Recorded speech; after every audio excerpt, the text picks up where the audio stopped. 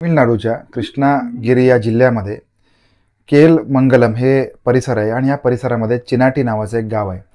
या गावामध्ये एक सुरेश नावाचा 38 वर्षाचा शेतमजूर राहतोय आणि कमी शिक्षण असल्यामुळे मग त्याचं लग्न देखील त्यांच्या घरच्यांनी आपल्याच बरोबरीच्या एका मुलीसोबत लावलेलं आहे।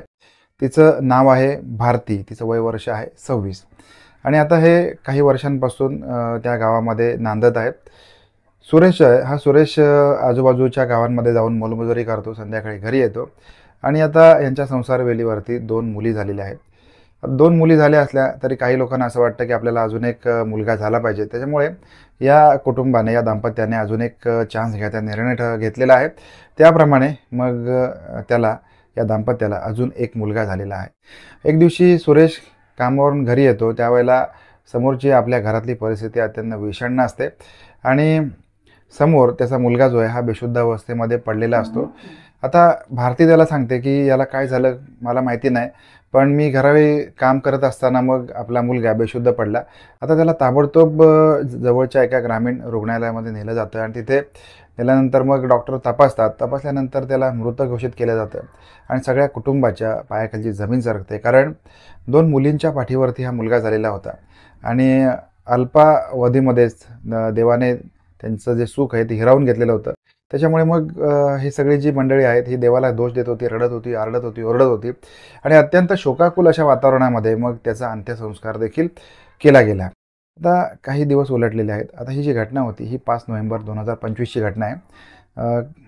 काही दिवस उलटले, 2-3 दिवस उलटून गेले। आता हा जो सुरेश आहे हा अत्यंत बेजार झालेला होता, चिंताक्रांत होता, विचार करत होता की इतकं मोठं आता दुःख आपण कसं सहन करायचं, कारण हा जो पुत्र विरह आहे किंवा पितृवियोगाचं दुःख त्याला आता भोगावं लागत होतं। त्याच्यामुळे मग विचार करता करता मग घरामधून तो बाहेर पडत नव्हता आणि सगळी मंडळी आता घरामध्येच होती आणि घरी बसून करायचं काय, तर मग त्याने त्याच्या बायकोचा जो फोन आहे हा फोन आपल्या हातात घेतलेला आहे। बायकोचा स्मार्टफोन हातात घेतलेला आहे आणि स्क्रोल करायला सुरुवात केलेली आहे। मोबाईल स्क्रोल करता करता त्याला काही गोष्टी ज्या दिसल्या त्या अत्यंत भयानक होत्या, कारण त्या मोबाईलमध्ये काही कॉल रेकॉर्डिंग त्याने ऐकलेले आहेत, काही चॅट समोर आलेले आहेत, त्याचबरोबर काही फोटो हाताला लागलेले आहेत आणि फोटोपासून मग जी सुरुवात झालेली होती त्याच्यानंतर चॅटपर्यंत आणि चॅटपासून ते कॉल रेकॉर्डिंगपर्यंत आपल्या मुलाच्या मृत्यूच्या मागे आपली बायको असावी याच्यावर त्याचा विश्वास बसत नव्हता। पण जो समोर ते बघत होता हे सत्य त्याला स्वीकारण्याशिवाय पर्याय नव्हता। त्याच्यामुळे मग त्याने तातडीने केलमगल या पोलीस स्टेशनमध्ये धाव घेतलेली आहे। तिथे गेल्यानंतर त्याने पोलिसांसमोर सगळी कैफियत मांडलेली आहे।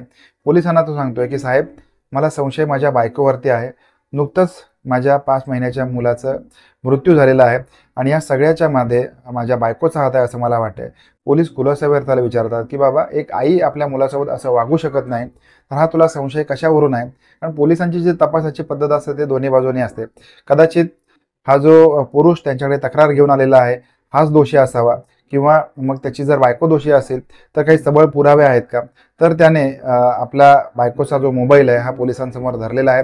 पोलिसांना रेकॉर्डिंग ऐकवलेले आहेत, पोलिसांना ते चॅट दाखवलं आहे आणि फोटो देखील दाखवलेले आहेत।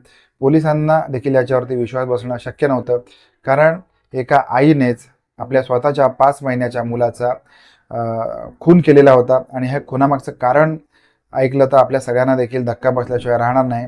आता भारती ही एका सुमित्रा नावाच्या महिलेसोबत संपर्कामध्ये आलेली होती आणि या दोघींमध्ये समलैंगिक संबंध प्रस्थापित झालेले होते। आता हे समलैंगिक संबंध प्रस्थापित झाल्यामुळेच आपल्या या संबंधांमध्ये आपल्या 5 महिन्याचा मुलगा याची अडचण होते, अडथळा तयार होतो।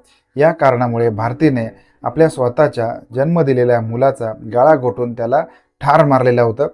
अशा प्रकारचा कबुली जबाब भारतीने पोलिसांसमोर दिलेला आहे। आता या बाबतीमध्ये पोलीस अधिक तपास देखील करत आहेत, परंतु ही सद्य माहिती आहे, या माहितीच्या आधारे हे संकलित करून आपल्यापुढे मांडलेली आहे। याच्यामधून अनेक बाबींचा खुलासा होऊ शकतो। आपण हा व्हिडिओ पहिल्यांदा बघत असाल तर चॅनलला सबस्क्राईब करा। त्याचबरोबर आपण भेटूया अशाच एखाद्या नवीन क्राईम स्टोरीमध्ये। तोपर्यंत काळजी घ्या। धन्यवाद।